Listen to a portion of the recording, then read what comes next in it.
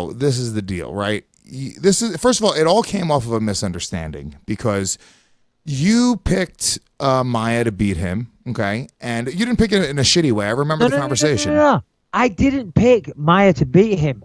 I said GSP's plan is that he's going to beat me. Oh, right. And he thinks Maya is going to beat Masvidal, and then Maya will beat Tyron Woodley when he gets his shot. And then by then, he'll go down and he'll beat Damian Maya. That's what I said. That's how GSP sees this playing out.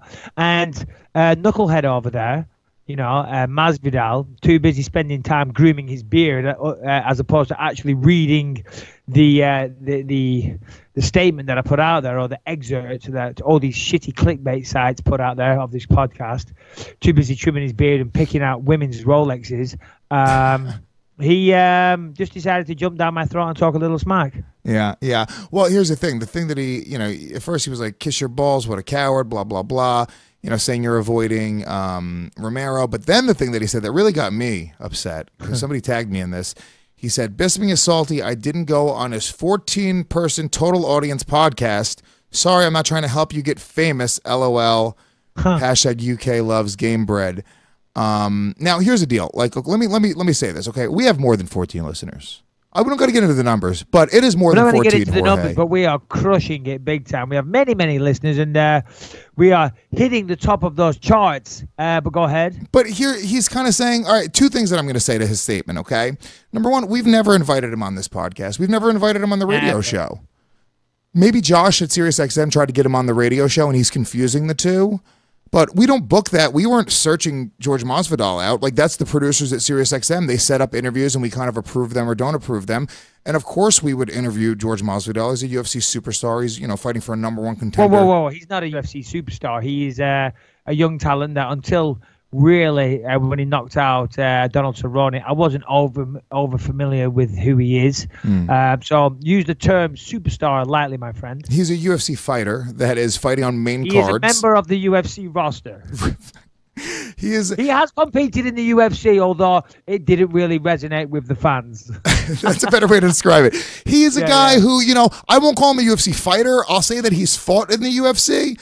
But, yeah, how much can we discredit that? How less impressive can we make it sound? Yeah, but here's the thing. He was known to sign a UFC contract, although the UFC did it under duress because of his association with Yoel Romero, and they had no choice to put him on a card. So in that sense, yes, he was a member of the roster. Yeah. Well, we don't want to say what we heard behind the scenes, that we heard that him and his Cuban gang members strong-armed Dana White and held his hand down to the piece of paper and made him sign it with his hand.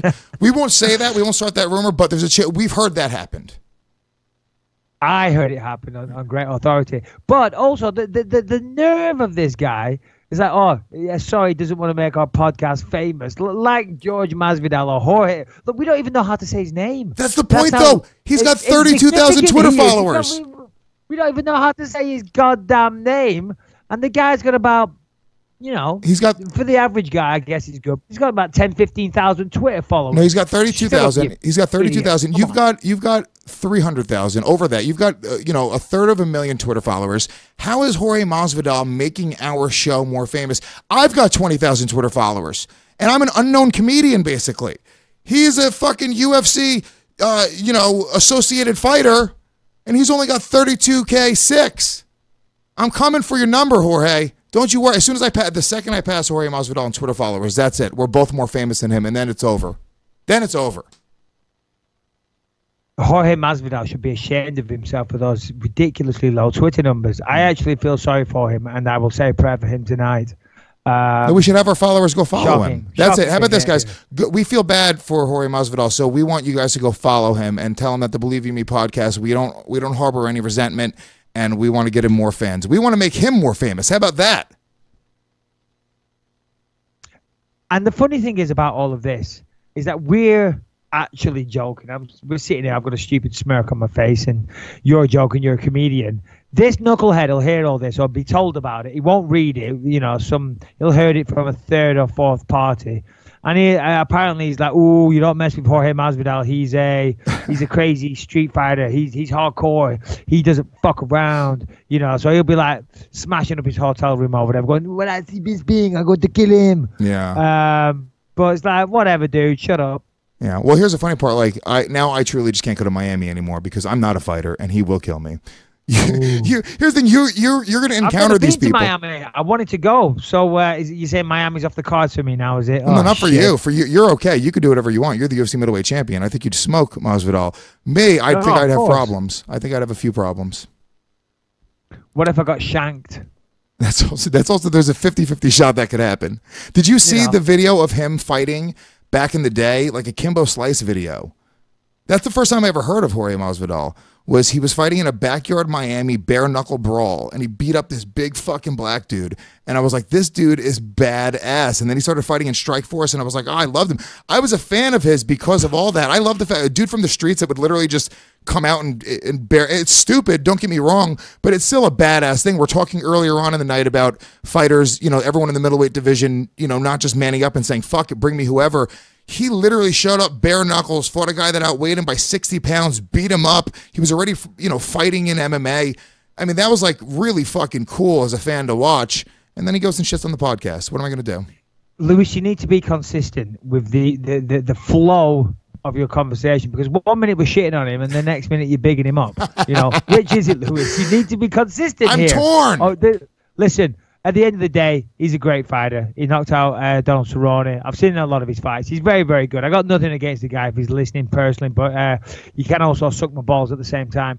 And my good friend, Lorenz Larkin, beat him. So pipe down, shut up. Boom. Let's move on. What's next, Lewis? Let's talk about this because we got a little bit more time left before we get into some of these questions. But my kid, he's 4 years old, and I'm officially going to put him in martial arts now. And I want to get your opinion on this, Mike, because you're not only a professional mixed martial artist, but you're also a dad, and your kids do martial arts. So you would know literally better than almost anybody in the world what the answer to this question is.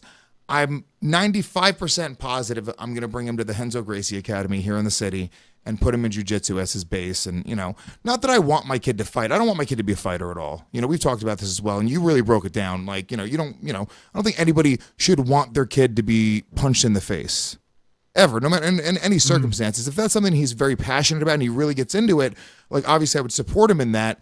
But the reality of it is I want him to learn how to defend himself, and I want him to have the same confidence that, I talk to fighters all the time, and you guys, there's no insecurity when it comes down to that shit. For me, if somebody, says something to my girl in public and, I maybe I have to back down because I don't know what's going on in that area and they got friends and, that, if you're not a fighter, that type of fucking insecurity lives with you for like months and years, and you have to deal with that every time you look in the fucking mirror. But I feel like fighters, you guys have a different type of confidence the way you walk around, and I want my son to have that same thing. But hold on. The thing is, Lewis, doing martial arts and knowing how to defend yourself and how to conduct yourself, it doesn't give you, like you just mentioned there, that if you didn't know martial arts, you might have to back down. What knowing martial arts does, it gives you the ability and the confidence to back down, to say nothing, to let it just roll over your head, because you don't need to prove yourself, and you just be like, oh, whatever, because you have that self-awareness, that self-confidence, and you have the trust in yourself that if the shit did hit the fan, then you could take care of the situation very easily. So that's a very calming influence. Whereas if you didn't have that and you weren't a guy going out there getting into fights, and then you're confronted with an aggressive situation and it looks like shit's about to go down, you start, there's all these different emotions. You start fear, of course, being the number one emotion, and adrenaline starts running through your body, and the next minute there's some kind of crazy shit going down. But if you've got that control over your body, and you've got the knowledge to know that you're a trained martial artist and everything's going to be okay, even if it does go down, then you have a much calmer temperament, and you certainly don't feel the need to prove yourself. Yeah. So, of course. Do you understand what I'm saying there, Lewis? Of course, and you're 100% right. No, I agree with it completely. And it's not so much that I want my son to be able to take care of business. I want him to, you nailed it exactly. Have the confidence to go like, oh, no, I know I can take care of business. Say what you want, buddy. Like, you had a great story. You told it on the show, one of the first episodes, about, being in the gym and the guy was, talking shit to you just in the regular, in the weight room. And like in your head, you're like, I don't need to prove that I could beat your ass. I don't need to say Google me. I don't need to do any of that. I can walk away and not even think about it again because I know I can literally kill this guy with my bare hands. And there's something about that, yeah, I mean, you know, as a dude, anybody who's listening to this that doesn't do martial arts know exactly what I'm talking about, because I'm like a bigger dude. I'm not like a pussy by your standard definition, but no, I mean, I've had plenty of situations where you walk away or you back down from something and you're scared, and you don't back down because you know you can handle yourself. You back down because you're legitimately afraid. And that type of fear, I don't know, it just does something to a man, especially the way, you know, we're supposed to, I have a son, I'm supposed to teach him to be tough and be a man, and it's a very strange feeling. I always think about this, like if somebody tried to fight me in front of